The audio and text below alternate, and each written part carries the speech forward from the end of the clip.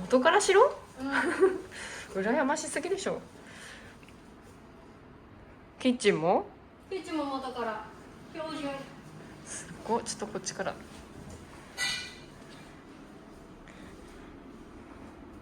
はい、こんな感じ。なので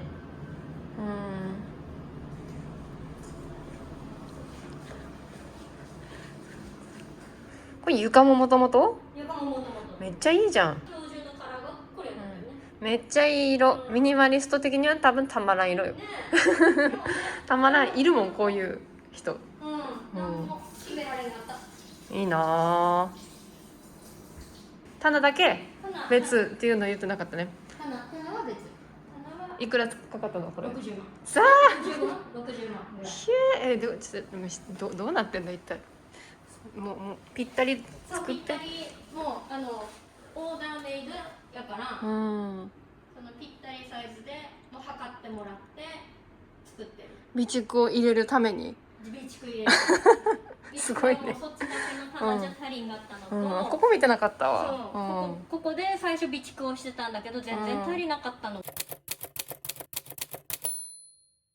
私も備蓄好きやけど、なんか浅はかな知識でやってるから、そのなんか何を何日分とかが多分分からんくて、3日分でいいって思ってる人が多いし、多分何もしてない人もいっぱいいるし、なんかその国が助けてくれるやろっていうこのパターンがめっちゃ多いから、できれば今日は何を何日分っていうのを聞きつつ、なんか何を準備してるかを教えていただきたいです。それでいくとですね、備蓄に関して何を何日分っていうのは、どういう災害リスクがあるのかっていうのをまず自分が確かめないと、そうねそうね、何が必要なのかって多分わからないと思うの。まず自分家がどんなリスクがあるかを考えろってことね。その上で対策を練る必要がある。だって自宅で避難しても大丈夫なのか、それとも自宅はそういう浸水リスクとか洪水リスクがあるんだったら家にとどまってちゃ危ないじゃん。じゃあもう家から出なきゃ。そこもね違うんよ。なんか避難するか自宅にいるかもみんな避難すると思って多分準備してるけど、リュック入れて適当に。自宅で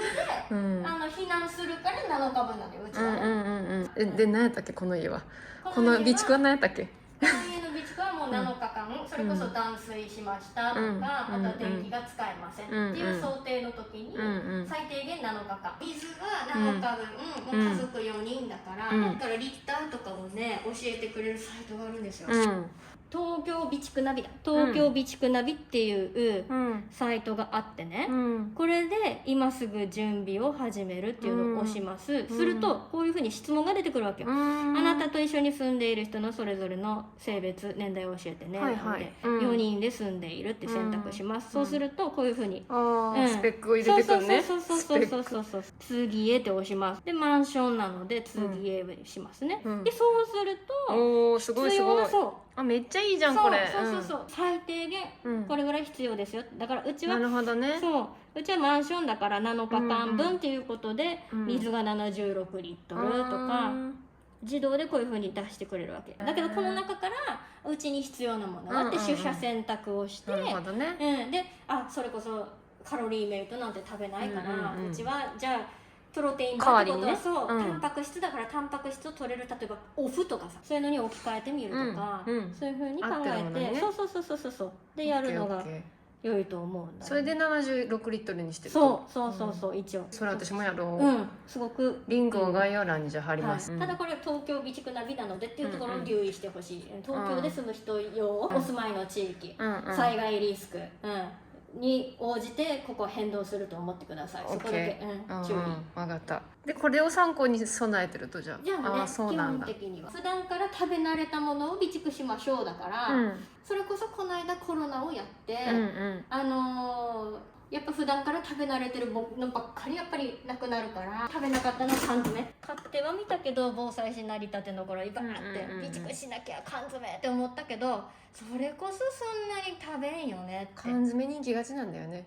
缶詰に行きがちだけど、みんな缶詰さえ買っときゃ大丈夫って思いがちだけど食べない。むしろ缶詰は買う方がいいと思ってる私。ツナ缶はあるけど。ツナ缶はあるってうちも。ツナは使うしね。あとおつまみで食べられそうなこういうさ、酒と一緒のつまみみたいなのはあっていいけど、だったら缶詰買うんだったらうちはパンだなみたいな。それって開けてそのまま食うと。そういいねこのまま食べられる。缶詰はだんだんだから我が家はもうパンにシフトしていってるところ。うちはツナ缶だけ缶詰備蓄してて、なんかツナは普段使うし、そうそうそうそう魚の代わりに楽やし、そう食べやすいじゃん。そうなんでもね。味濃くないし。そうだからもうそうツナだけ備蓄するならツナだけで他のはもうツナいいと思う。とパンがおすすめ。そしたら。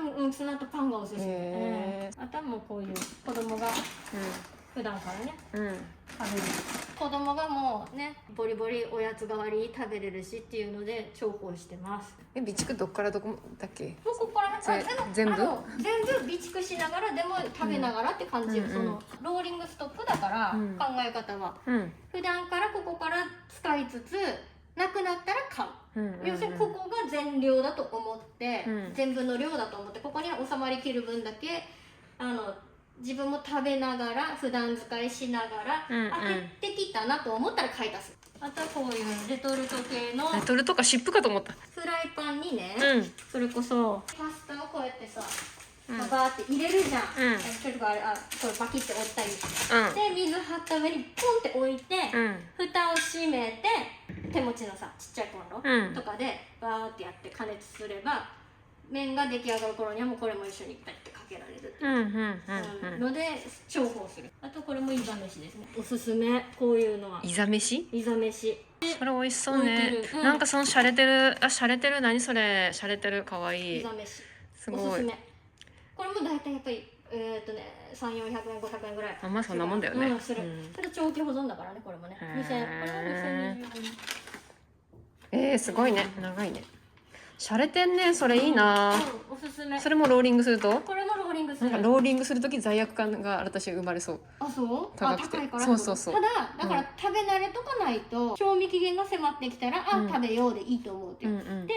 これを一回食べてみることによって、この好きな味だな嫌いな味だなとか分かるじゃん。一回食っときゃいいのか。そう一回食べておけば、そう私の好きなものこれを備蓄しようとか、例えばサバがすごく美味しかったじゃあこれ3つぐらい備蓄しようとかさ、そう子供も食べれるるからこれは多めに取っておこうとか。それちょっと買ってみる一回。そうやって手軽にというか、まあ値段は張るけど、そういう風にやっていくと良いと思うんだよね。水と何だったっけ？下が水と防災食になっております。そっか。そっか。4箱もあんのこれ。そう4箱あります。でこれ友達にもらったって前どっかで多分言ってるから、私の家にもあるのを知ってる人がいるかもしれない。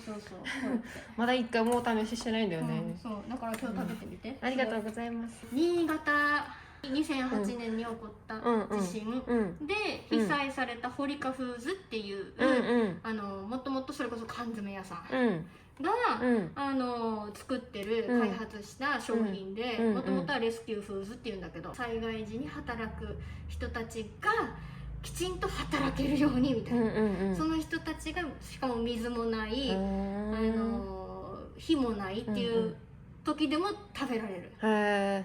このキットの後で紹介するけど、このキットの中に全部揃ってるっていう、30分ぐらいちょっとかかっちゃうけど、食べられる。だから結構一つでお腹いっぱいになるのよ。味付けもしっかりしてる。その働く大人のためのものだから、大人の男性がお腹いっぱいになれる量っていうコンセプトなの。1食分ぐらいはこういうお高級なのね、7日間あるうちのさ、そっか避難所とかにも届けられるような物資なので、すごいガチのやつ。自衛隊も食べるようなやつ。すごく美味しい。だいたいここマックスで入るのが何分だか数えたら40リットル分だから足りないので、このあそこにあるのか。ゴミ箱の後ろとかここら辺に長期保存水として備蓄してる。めっちゃすげえ。だから全部でトータル80ぐらい入れるようにしてる。だからここが減ったらもうすぐ買うし、ここ減ってきたなだったらここから入れ替えてまた。これさ2リットルと500のペットボトルどっちがいい？取っとくの？使い勝手で変わると思う。運ぶならとか？それこそ避難所に行く人が今からじゃあ避難しなきゃいけない、けど家からこんなものをさリュックに入れて持ってくなんて非現実的じゃん。じゃあ避難するような人はちっちゃいのがあった方がいい？私はちっちゃいのにしたんだよね。変えてなんか取り回ししづれえと思って。そうそうそう、だから1リットルとかなんかあったりするじゃん。あ、1リットルいいね。自分で持てるだけの量。あとうんは収納の仕方に関して多分小野ちゃん動画で散々出てると思うからあれやろうけど、基本的にはだから軽いものをここに入れていて、あ、あれね、重いものばっかりこっちに入れましょうね。重いものを下で、そう。あれはしてないのか。あれはあれ。これはね、配信ラーチ。あ、そっかそっか。ちゃった揺れわ。を感知すると、ここ自動的に閉まります。すげえ。ロックがかかります。だからこれがいらなくなったね。はい、前してたよね。そうっていう風にオーダーしました。そうだったわ。そうだったわ。そうです。めっちゃいいな。家建てる人とかじゃつけた方がいいね。つけた方がいい。ここはこうやって蓋してるから、要するにこうやって蓋してる状態で地震が来ましただったら、まあ中では散々なことになるガンガンガン飛び出ない。飛び出ない。すげえ。飛び出ない。めっちゃいい。オープンラック恐怖症。落ちそうで怖いよね。あ、めっちゃ綺麗、すっきり。忘れてた、ミニマリストだった私。忘れてた。すっげえすっきりしてるやん。ここが来客用兼自分たちが酒飲み用。綺麗。ここも食器だな。食器はここなんか。あ、でも少ないね。少ねってあなたも少ねじゃん。うちも少ねえけど。でここはまあご飯、子供のと。少ね少ね。こういうさ、全然ミニマリストじゃないよ。全然。箸うちと一緒じゃない？箸はこれあれよ。無印。あ、一緒だ。一緒だ。大量に入ってて安いし、折れても全然。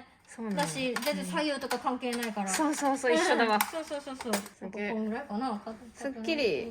超すっきりしてる。って感じです。はい。じゃあ、お昼ご飯を食べたいと思います。イエーイ。どれがいいですか？どれ食べたい？おすすめでお願いします。じゃあ私。牛丼おすすめ？ありがとう。いいんですか？あとはね、多分ビーフシチューかな。肉しましょう。嬉しい。ビーフシチューにしましょう。やった。じゃあ牛丼からいきますかね。じゃあ牛丼開けます。こっちでいいかな。こっちだね。でここに加熱手順っていうのが書いてあるんですよ。袋が入ってます。この中身はこれは英語圏の方がさ避難した時に使えるように英語の紙が入ってます。エヴァ臭が漂う。そうエヴァは何だったっけ？エヴァンゲリオン。エヴァンゲリオンの何かしてるんでしょ？特務機関ネルね。そう防災糧食。だからエヴァの作中のよく避難する風景が出てくるんやけど、エヴァの作中でね、その一般人の方が要するに特務機関ネルから配られたよっていう設定。あ、本当？そういう設定。設定ね。配られてる食料っていう設定。私実はちゃんと見たことないんだよね。見て。で、この箱が実は加熱ポケットになってて、で、ここの中にね、発熱剤があるんですよ。これがね、それ。北海道と同じ作用をすると思ってください。これを一番そこに入れます。こうやって置きます。しっかりね、下にあることを確認します。で、そしたらこの2つ、このお米とおかずね、をセットして入れます。こうやって中に。砂糖のご飯ぐらいのご飯の量かな。そうだね。そう。で、これがアルミになってるから、それこそ熱伝導がいいのよね。こうやって入れました。そしたらこれをね、この中にセットします。入れるんだ。これはね、ほら、底がね、段ボールになってるの。暗っ。見えない。段ボールになってて、外がだから鍋敷きの役割を果たして、なるほどね。傷つかないってやつですね。で、この中に発熱溶液。液体入れんの？灰色と反応して発熱する。開けて、この中に水じゃん。すげえ。入れます。そうするとですね、その液体は触っても大丈夫なの？うわ、すごっ。すっごっ。こうやって。すっごっ。ここに穴が開いてて、ここから蒸気が出てくる。これでだいたい15分20分ぐらい。で放置ね。30分ね。熱くなってる。超熱くなってる。熱くなるから注意よって。お手つきと、これウェットじゃないです。ドライです。だかからそれで濡れた時とかバババーってこう拭いたりとか、あとレンゲもついてます。だから本当このキットだけで食べられるのか。食べられる。すげえ泡出てきたけど。そうすげえ。福島あ、超熱い。すごいねこれ。なんかうん聞いてたのとやっぱ見るのはすごい違うね。そうすごい。でこれで手塩もだから一回見ておかないと、今多分この間あげたやつも作れと思うから、もう入れたん。入れたか。オッケー。でなるべくここに物を置かないように、それこそ地震とか起こった時に、ガシャンってなるでしょ、怖いじゃんっていう感じ。前はいっぱいあったもの。あった。やっぱ子供が生まれたてほやほやの時とか気持ちいいよねほんとこれ。なんか前あったよね。あった。防災士の資格を取って変わった、意識が。この空間はかなり気持ちいいと思うんだけど、本当に。テレビもあった。テレビもあったんだっけ。テレビもあったけども、今は旦那の部屋に行ってる。プロジェクターを買って入れ替えもう、でここに電子ピアノも実は置いてたんだけど、いや危ない危ないと思って、奥に引っ込めてって感じ。いいね。しかしこの空間たまらんね。なんだったっけこっちは。ここはね、基本的には日常使いのものが手前、奥が備蓄みたいな感じになってて、ここは特にね、超おすすめ、防災士としておすすめしたいのが備蓄品ラップです。何にでも使える。紙皿とかを持ってない状態で被災しちゃったどうしよう、食器洗えないっていう時に、これがあれば、要するにラップを普通の日常使いのさ、お皿に、でラップをこう引きますよね、その上に物を乗せて食べるだけでピッて離せば食器洗わずに済む。もちろんゴミは増えるけど、だから水が使えない時にもそうやって重宝するし、なんならラップっていうのはそれこそ自衛隊とかもよく紹介してるのが、骨が折れましたの時にこれでバリッバリガーって巻いて、これが添え木になる。ラップ自身が。はい、なるほどね。だから応急手当ができる。そういう怪我の手当の時にも使えるし、日常的にお皿の上に敷いて食器を洗う手間を省くっていう意味でもとにかく重宝するので、だからそんなたくさんあるんだ。もう常にもう3本以上めっちゃ下もラップやろ。うちもこれラップめちゃくちゃ使うから。あとは日常使い兼揚げ物用のそっか、箸もあれよね、洗えないから。そうでここはあ、見たことあるやつ。これも2025年までか、栄養缶とかちょっとこの辺に入れて保管してるのと、丼もあんのか。確かになるほどね。でなんでこんなあるかって言ったら、それこそ定期的にキャンプとか、自分の住んでる環境と違うところに行って、テストして使い勝手がいいかとか、やっておきたいっていうのと、毎食使うんだったらそれはいるよねっていうので置いてます。お皿とコップと丼。丼はね、前回キャンプした時に持って行ってなくて、皿だけしか持って行ってなくて困ったとよ。確かに皿って深さが欲しいね。そういえば。なるほど。で深さのある皿って紙ではなかなかないから、ちょっとプラスチック、発泡スチロールかになってるけど、それだと熱伝導もね、そうね、手に伝わらんから。確かに確かに液体もこぼれんの。かさばるけど。確かに。だから備蓄のエリアによるよね。その物の収納がどれぐらいあるかによるけど、うちはそれに全振りしてるんで、防災に全振りやね。楽しい。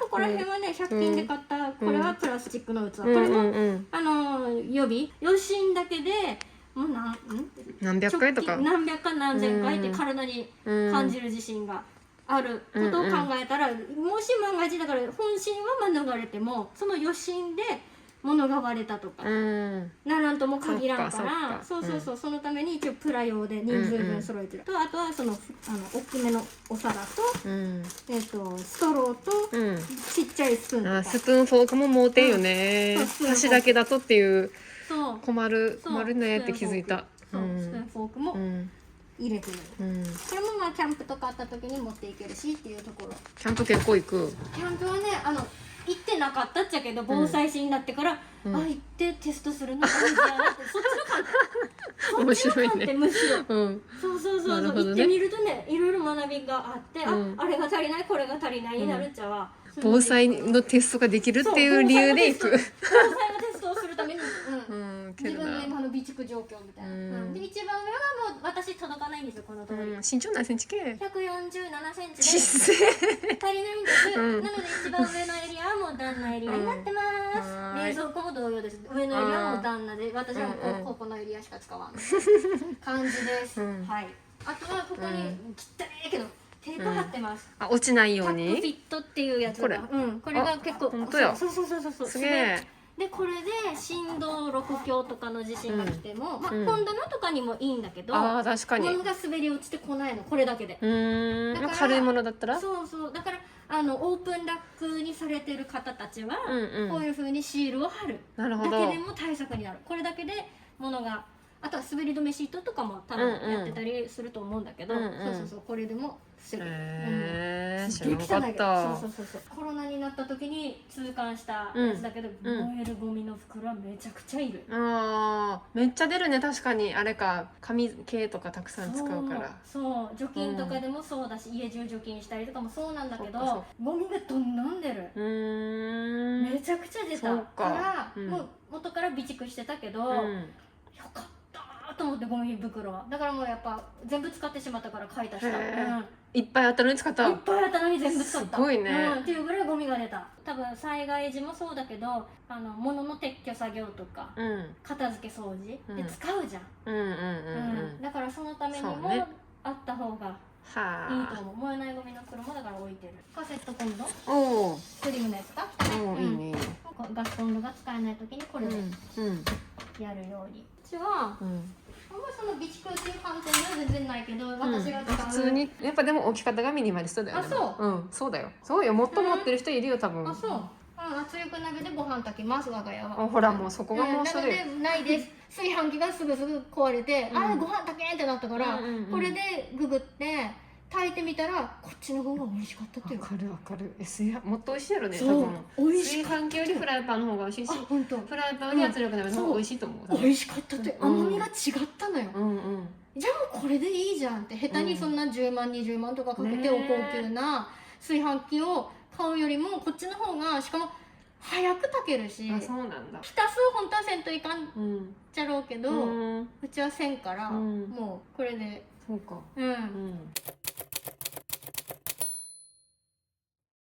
綺麗ね。ここら辺はまあ日常使える。中もそっか。そこも収納か。綺麗。何それ、もう綺麗。もう何これ。綺麗これ。あれを。いやしてる。身にまってる身にまってる。よだれ垂らすよこれ多分。もうよだれ垂らすよこれ。後で写真撮ろうまた。これはポーラのアペックスって言って、何の紹介よこれ。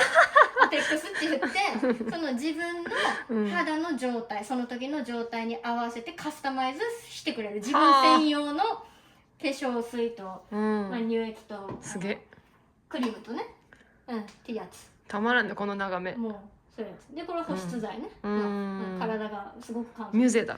そう、これは日焼け止め。これめっちゃおすすめ。これも1万2000円ぐらいするけど、めちゃくちゃ飲みもよくて半年ぐらい持ちます。これはリピートしてます。すげえ。はい、もう素晴らしい。で夜はこの BA のローション、これも高いですね。いいね、そのちゃんとバランスが。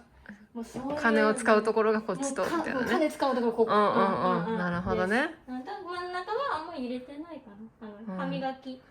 置き方がでも綺麗ね。歯磨きとうがい薬とって感じ。ここは旦那エリアね。旦那がここ入れてください、使ってください。だからお家が片付かんとか旦那さんのなんかミニマリたいみたいな人たちいらっしゃるけど、もうなんか一つエリア丸々旦那さんに「はいここで収まる分だけでやって」って言えば割とやりくりしてくれると思うんだけど。確かに。あと下はこう。そうです。はい。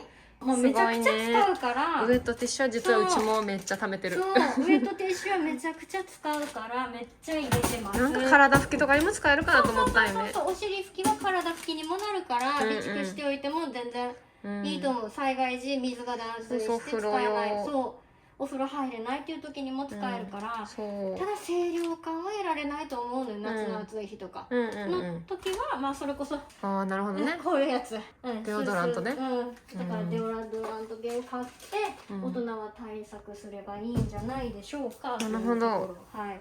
うちは歯磨きをまとめ買いしてるから歯医者さんから。ああ。そっちの方が安いっていうので。歯ブラシ？そう歯ブラシ。あそうなんだ。私もそうしよっかな。そっちの方が安いから。ここら辺はだから備蓄品というよりかはもう日常使いで、ただコスパがそっちの方がいいからっていうので置いてるだけです。だけです。これもだから断水した時に水流せません。うがいできませんってなった時に結構重宝します。殺菌ももちろんしてくれるし、歯磨きをするよね。でこうシャコシャコシャコってあわあわあわってなるでしょ。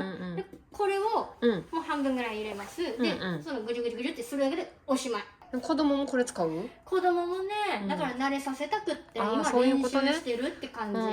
ただ子供はあれこれジェル歯磨きを使ってるんだけど今これはもう塗布するだけでも放置で OK なやつ。うがいしなくていいから災害の時にもいいよねっていう感じ。ジェルはね、だから発泡するタイプの歯磨き粉だと流さなきゃいけないけど、ジェル歯磨きだと歯に残すやつだから気持ち悪かったらベッて一回ベッて吐くだけでやらせてる。じゃあもうずっとこれっていうのでそういう選び方をしてます。これうちも買ったよ。300円やったっけぐらいのやつ。前のやつは100均ですぐ壊れよったからいいやつがいいよ。壊れなくなった。そういいやつがいいよ。同じになりました。大丈夫だと思います。はい、こんな状態でもうシュワシュワも出ておりません。出します。出します。水分はほぼなくなってるのか。蒸発してんね。中から出たやつはちょっと濡れてるから。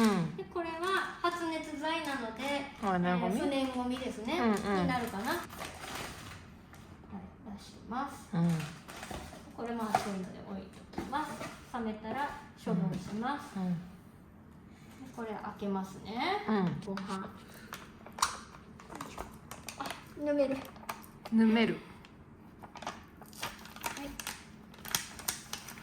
めっちゃいい、美味しそう。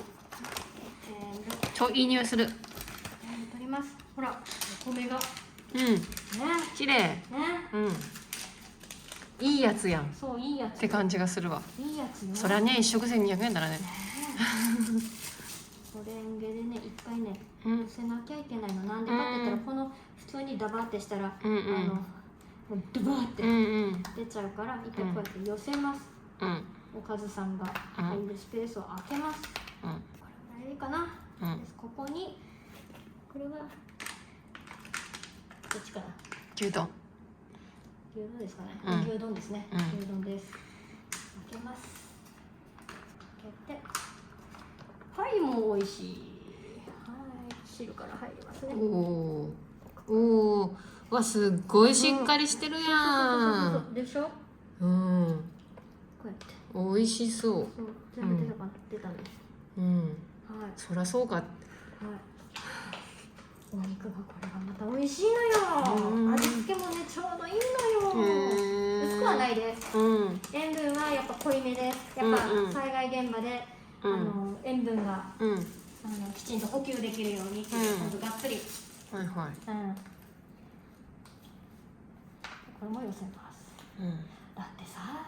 被災したら美味しいご飯食べたいじゃない？被災した時こそ、こういうの食べたいじゃない。まあ外食に来たと思って、いきます。わあすっごいでっかい具、でっかい具、超美味しそう。でっかい具っていうのがね嬉しいじゃない。大体こういうレトルトとかさ、何も入ってないなんか具入ってないじゃんっていうの多いでしょ。なんか食べる意味あんのかなって思う。そうだけどこれはきちんとほらすごい。しかもこれがねトロトロなの。へえ、すごいね。そうそうそう、具材がほら。はあ、すっげえ。そう入ってるのおすすめです。本当食べてるっていう気持ちになる。なる。すごい。もりもりにこうでもこうやって土手作らないと溢れるぐらい。ああ、確かにね。そう具材がね、本当超しっかり入ってるわけ。それはそんだけ値段するよっていう。美味しそうです。はい。いいんですか、一口ずつ。はい、どうぞ。こっちから行こはい、いかせてください。ビーフシチューね。実食。いただきます。こんなお高いものを。はい。そのよろしいのでしょうか。ビーフいっちゃって。ビーフいっちゃっていいですか。ビーフいっちゃって。一発目いっちゃっていいですか。はい。でかいの。でかいの。遠慮するわ、こんな。でかいの、言ってください。ちょっと待って。一発目に。はい。言ってください。いただきます。顎が。柔らかいでしょ。うん。で、肉でしょ。ちゃんと。肉でしょ、ちゃんと。ちゃんと噛み応えもあるし。そうか。喋れない。外食してる気分というか。うん。外食でもなかなかないよね、そのサイズで。ない、見たことない。うん。あれね。レジャー感覚もあるからいいね、楽しい。そうそうそう楽しい、そうそう楽しいのがすごく大事で、備蓄ってなんか怖いとか、それこそなんていうの、味気ねえんだよな、とにかく。有事の際ってさ、それこそ缶詰みたいな感じでテンション下がるじゃん。じゃなくてこういう、まあ、高いけど備蓄しておいて、やったみたいな、食べれるみたいな。確かにね。そうね。テンション上がった方が自信きたみたいな。食べれるみたいな。これで停電したら食べれるみたいな。それぐらいの感じでも全然いいと思う。っていうぐらい美味しいでしょ。美味しい。はい、牛丼ね。牛丼。するかな、うまいこと。牛丼もね。あ、やべ、汁こぼれた、ごめん。あら、汁こぼれた。つゆだくでした。はい、つゆだく。ごめんなさい。めっちゃいい匂いするんだよな、これ。こんな感じね。はい。いただきます。これめっちゃうまい。でしょ。その塩気と甘みとなんか旨みとめっちゃうまい。バランス良くない？でもなんかレトルトにしては濃くないって感じするけどね。本当？濃くない濃くない。もっと濃いよ多分レトルトね。そうやっちゃう。美味しいよね。うまい。なんか普通に店のだわこれ。200g って多そうって思うけど食べれるでしょ、その味だとさ。多くないね。じゃがいも食っていいこれ。忘れてた。人参も入ってるよ。じゃがいもね。それじゃ人参も入ってるね。人参も入ってる。やばい。ね。人参も。うまいです。人参もいいですか。超柔らかい。溶けた。ね。これ子供も食えるわ。全然食えるわ。美味しい。だからキャンプの時にこれだけ持って行って、みんなでこれをバーって温めて、みんなで食べながら酒を飲むっていう缶ビールを。いいね。みたいな。そう。ビール飲みて今。ビール飲みて。すっごく合うからこれ。確かに。そうかも。ごちそうさまでした。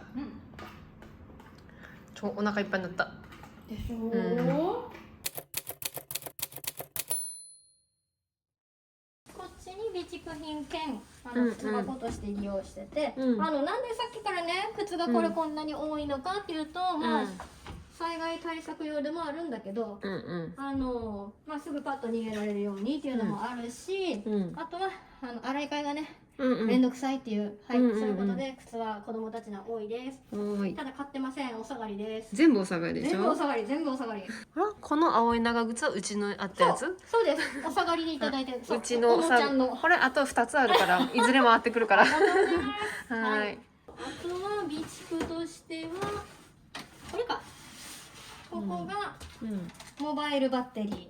都度充電したり、あとは出張で使ったりしてます。あとメガネ、これは単純にこれは旦那さんのメガネで数が多いんだけど、例えば水害で浸水しました。その後例えば普段からねコンタクトレンズを使ってらっしゃる方はメガネがダントツおすすめです。うん備蓄というか、うん何本もあるんだったらそれ古い方は捨てずに、うんミニマリスト的にはあるまじき多いかもしれないけど捨てずに取っておいてほしい。はいはいなぜかというと、はいはい。その水害にひとたび会ってしまうと、うん浸水した後っていうのはおで、泥ね、うん。でそこら辺一帯が、うん汚染されますよね。はいはい。それが例えば晴れた日うんに乾いて、うん粉塵として舞うんですよ、空気中を。花粉みたいね。そうなるとうん。コンタクトレンズしてられないわけ。例えば、衛生面を考えてワンデーとかやってる人たちも多いと思うんだけど、それでも追いつかないぐらい多分もう目が痛くなっちゃうわけよ。の時にもう眼鏡に切り替えた方が、ちょっと古くても度がもしかすると合ってないかもっていうのもあるかもしれないけど、そういう時にスペアの眼鏡っていうのを重宝すると思います。はい、これおすすめ。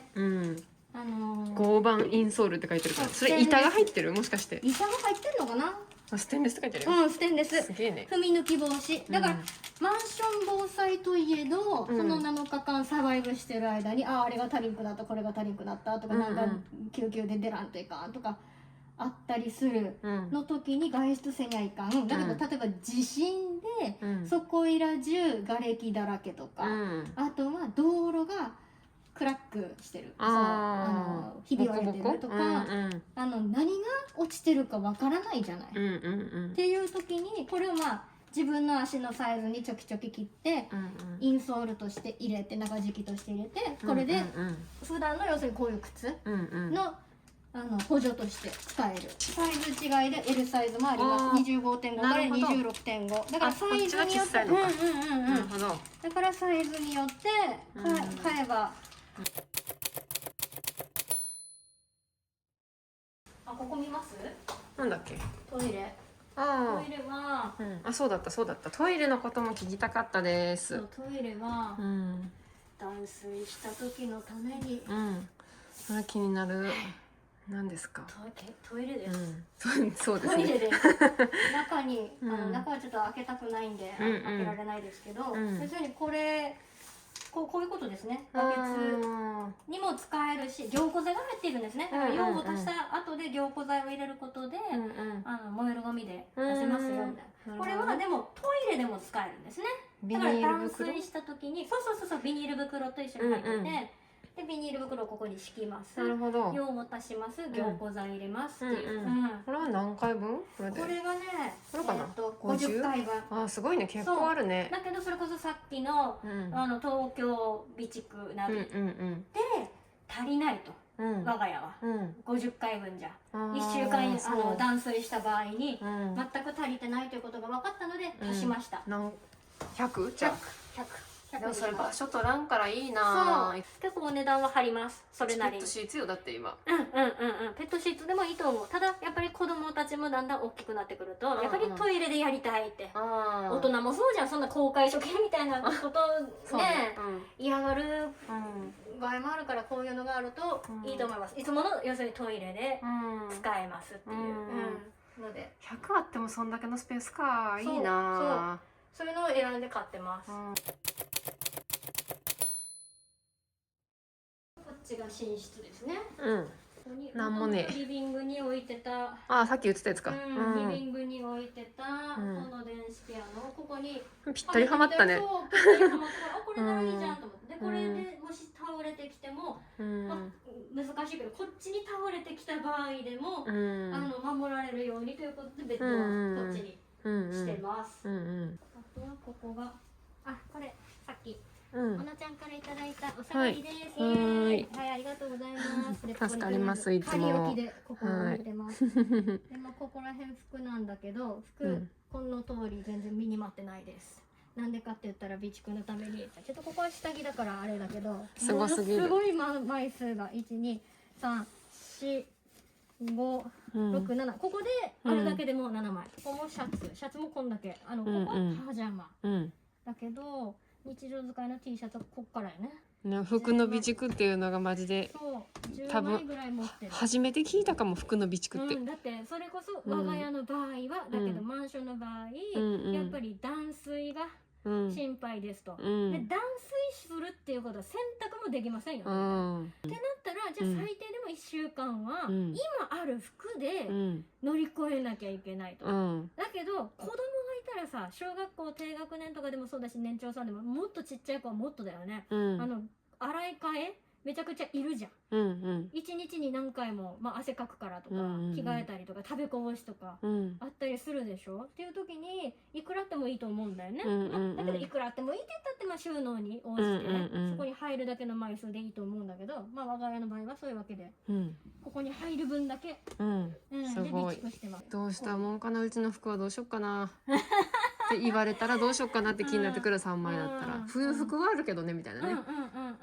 そうで季節外のやつをこっちにバーって、やっぱ冬服とかはね量が多いよ。でこっちはまあ大人のスーツとかがメイン、あとは私の夏服はこの辺入ってます。私の夏服は少ないねでもあ、そう？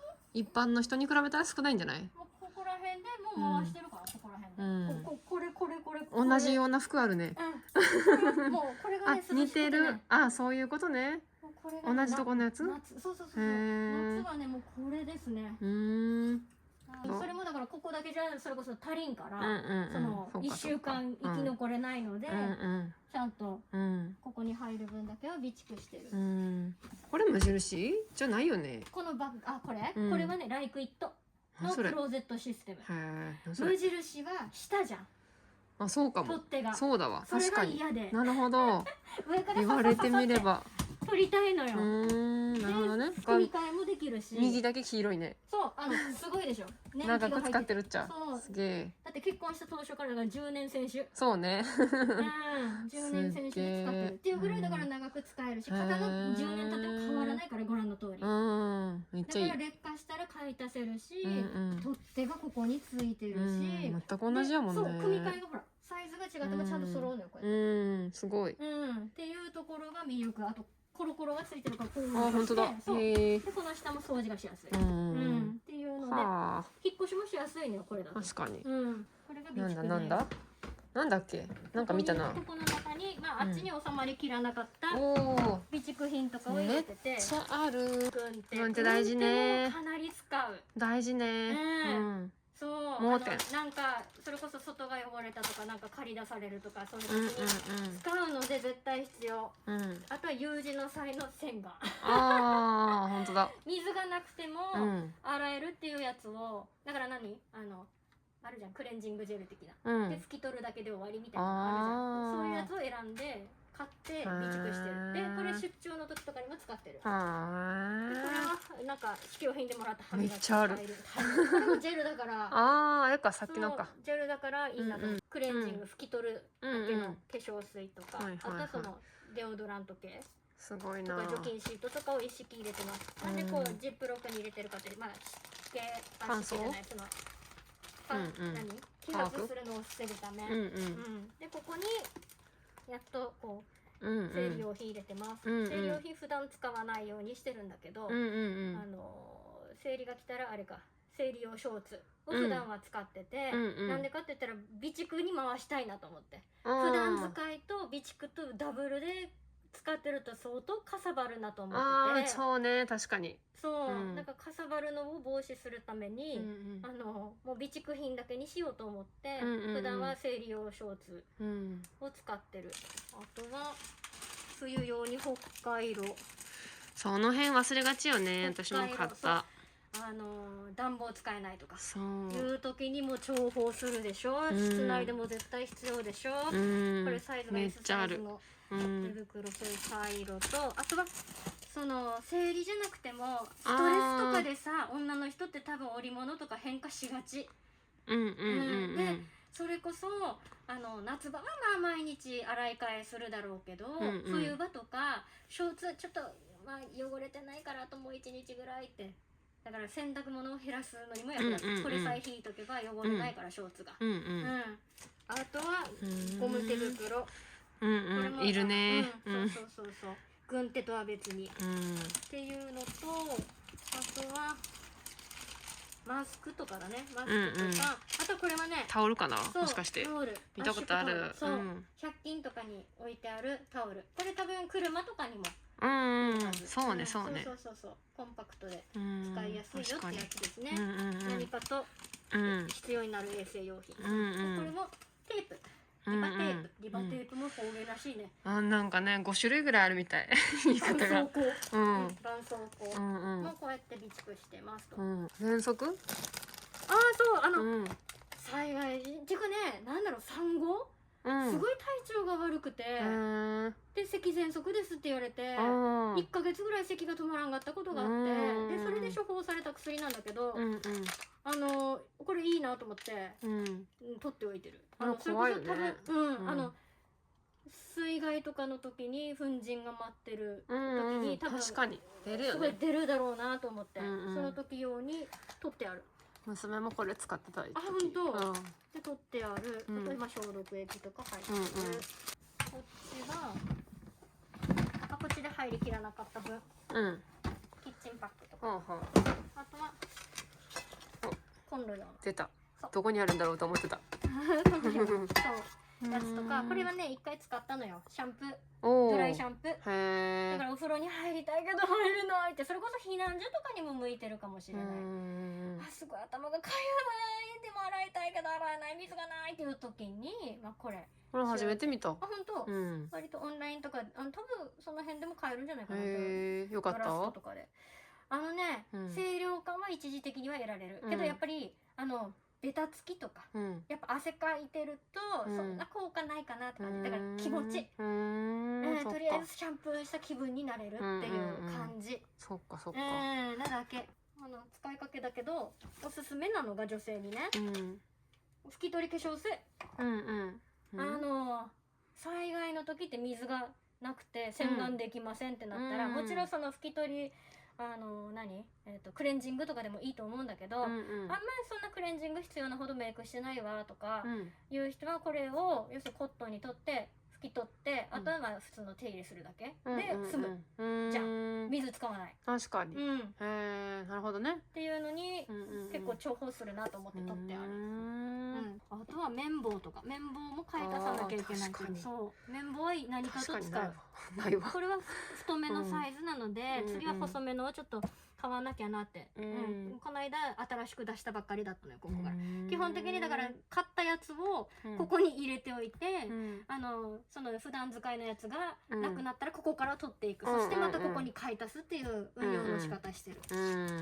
お風呂サボりたい。お風呂おー、いいね。あ、さっきと同じやん。そうそんな感じ。シャンプーできない時用に。あとはこれは台風の時とかよく重宝する。なるほど。テレビ見れません。暇だから iPad 使えません。使えません。充電できませんね。充電できませんなるの時にね。割とカードゲームはいいです。確かに。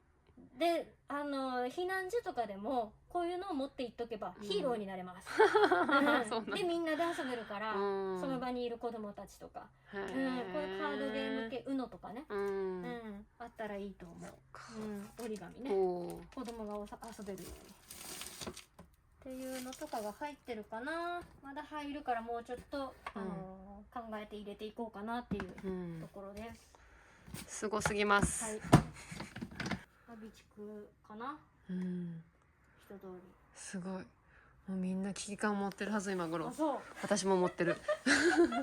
このままじゃダメだ。1週間分。すごいな。1週間サバイブしろって国が言ってるから。そうね。1週間よね、やっぱ。最低限、自宅っていうかその在宅避難の場合はね。っていう話。避難所に行くなら全然また次元が違う。避難所は。冷凍庫は忘れちゃいけない備蓄倉庫です。ご飯とか、パンとかも入れてるんだけど、そうめっちゃ入れてて、もう整理されてる。8割方もうガンガン入れてる。パンパン入れてる。備蓄の観点ではパンパンここに入れといて、例えば災害が起きました、停電しました、どんどんここからダメになっていくでしょ。だからここからじゃあ今日食べる分ってパパパパパって取って、こっちのエリアに移します。そうすると保冷剤の役割も果たしてくれるし、自然解凍してくれる。なるほど。でそして食べ頃になるどんどん消費してくる。確かに。でここパンパンにしておく理由っていうのは、ここをパンパンにしておけば割と長持ちする、保冷期間が。だから食べるべきっていうか、その順番的には災害が起きましたの時には、例えばアイスとかさ、溶けたらまずいものから先にどんどん消費をしていって、あとは腐りやすいもの、卵とか牛乳とかから先に消費します。冷凍庫に入ってるものは結構長持ちするので、その次ぐらいにこうパパパッと。なるほど。割とうちはこれはもう備蓄品としてローリングストックすごいねしてる、ここは。でローリングストックしたいっていうのもあって、冷凍庫はちょっと何入ってるか見せてもう一回。パンパンはこれはもう完全にパンかコロナの影響です。コロナの時にパンが食べたかった。食べたいってなんかすごく腐らないっていう時のために備蓄をしておいて、それこそフレンチトーストを作って食べようかなって思ってるのと、青ネギはですね、何にでも使えるんですよこれ。お味噌汁でもうどんでも何でも。あとは子供たちのパンチはすごいここ何も整理整頓されてます。でここら辺が弁当用のコロッケだったり、弁当用が主かな。弁当が始まるんだよね、来週から。あと枝豆、これも結構保冷効果があって、もうこれだけで冷蔵庫にこうやってペッて入れておけば中が長持ちするしっていうのにも使えるね。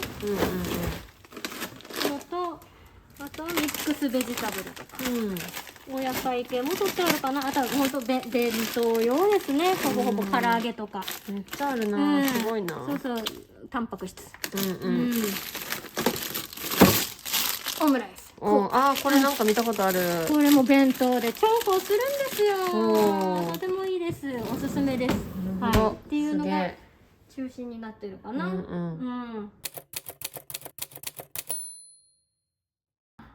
次女と共助と公助って言って、自分のことを守りましょうっていう考え方。自分の身は自分で守る。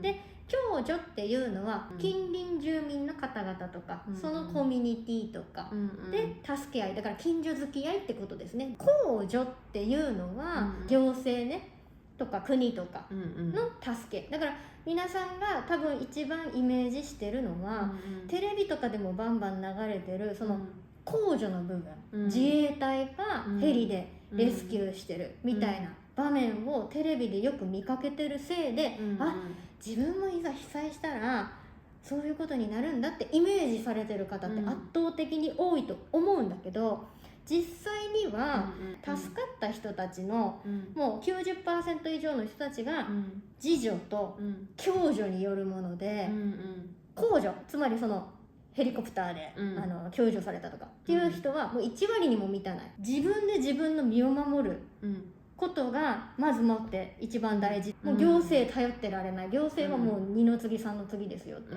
だからそこから多分結構勘違いしてらっしゃるのかなっていう方たちは多い印象ですよね。めっちゃ多いめっちゃ多い。陸路も結局地震のせいで歪んでたりとか暗くできてたりとかするともう通れないし、ってなったらじゃあ物資とかあとはそういう救助の要請とかって出るのって言ったら多分リーチできない。瓦礫に埋もれた人たちっていうのはどうやって助かるかって言ったら自力で脱出するか、もしくは近所の人からのこうやって引き抜かれるかのどっちかが圧倒的に多い。できるだけの備えっていうのをやっとかなきゃいけないよねって。だから防災士界隈でも防災見てると実際にやっぱ被災してるからこそ備蓄を見直してこうやってますとかいう人たちいっぱいいるから、やっぱり被災しないとなんかわからないんだろうなと思って。危機感がないよね、とにかく。考えたくないっていうのはあるかもしれないよね。病院に行きたくないと同じだ。その時が来て考えようみたいな。ただ防災に関して言えばその時考えようじゃもう全然通用しないから命を落としかねないし。はい、というわけでいろいろと見せていただきましたが、すごく情報盛りだくさんだったと思います。いかがだったでしょうか。今回登場した商品とかですね、あとこのハンナちゃんのインスタグラムの URL などですね、概要欄にいろいろと貼っておきますので、そちらからまた詳しく見ていただけると嬉しいです。はい、というわけで最後まで見ていただいてありがとうございました。また次回お会いしましょう。失礼します。